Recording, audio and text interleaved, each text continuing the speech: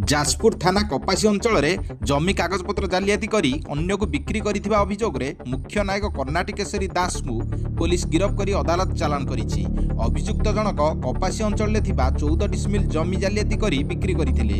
एकथा परे जणा पड़िबा परे ए नहीं जमी किणिथिबा प्रदीप कुमार महांती जाजपुर थानार द्वारस्थ होइतिले।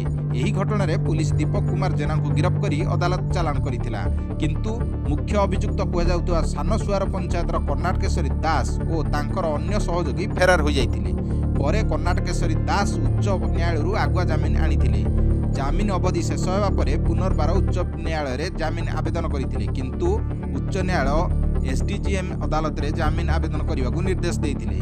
जमीन शर्त अनुसार तदंत अधिकारी निकट में हाजर होगा कथा, किंतु बारंबार नोटिस जारी करने सत्वे कर्णाटी केशरी तदंत अधिकारी निकट में हाजर होई नथिले।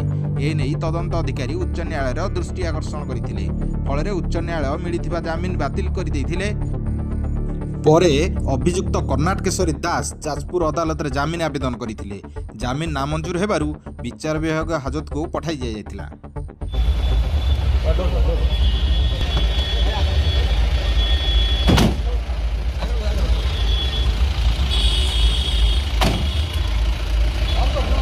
ब्यूरो रिपोर्ट स्वराज्य खबर।